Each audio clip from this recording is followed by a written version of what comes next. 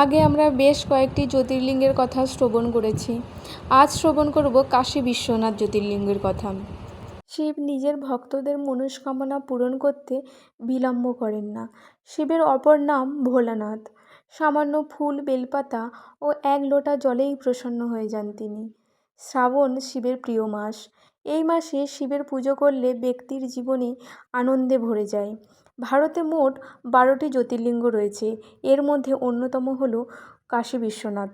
যুগ যুগান্তর ধরে কাশী বিশ্বনাথ মন্দির অবস্থিত।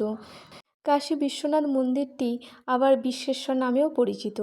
বিশ্বেশ্বর শব্দের অর্থ ব্রহ্মাণ্ডের শাসক।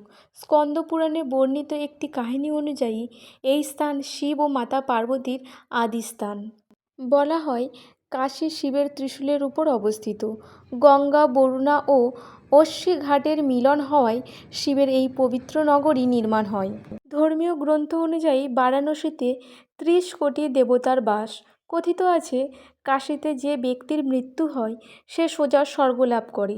শিব পুরাণে উল্লেখিত 12 জ্যোতির্লিঙ্গের মধ্যে অন্যতম হল কাশী বিশ্বনাথ মন্দির।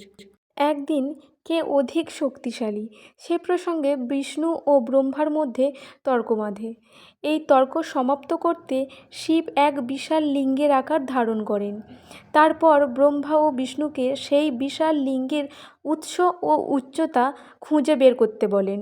ব্রহ্মা নিজের হংসে বসে লিঙ্গের উচ্চতার খোঁজে বেরিয়ে পড়েন। অন্যদিকে বিষ্ণু শূকরের রূপ ধারণ করে পৃথিবীর মধ্যে খোদাই করতে শুরু করেন, যাতে লিঙ্গের তলের হদিশ পাওয়া যায়।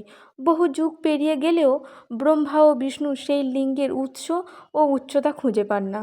অবশেষে বিষ্ণু শিবের সামনে নত মস্তকে পরাজয় স্বীকার করলেও ব্রহ্মা মিথ্যা বলেন যে তিনি এই লিঙ্গের উচ্চতা খুঁজে পেয়েছেন। ব্রহ্মার মিথ্যা ধরতে পারার পর শিব বিষ্ণুকে শ্রেষ্ঠ ঘোষণা করেন। এতে ব্রহ্মা রেগে যান ও শিবের প্রতি অপমানজনক শব্দ প্রয়োগ করতে শুরু করেন। ব্রহ্মার অপমানজনক শব্দ শুনে ক্ষুব্ধ শিবের রাগ থেকে কাল ভৈরবের উৎপত্তি হয়।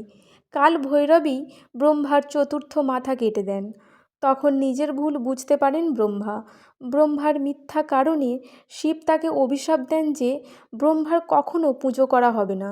এ কারণে ব্রহ্মার পুজো হয় না।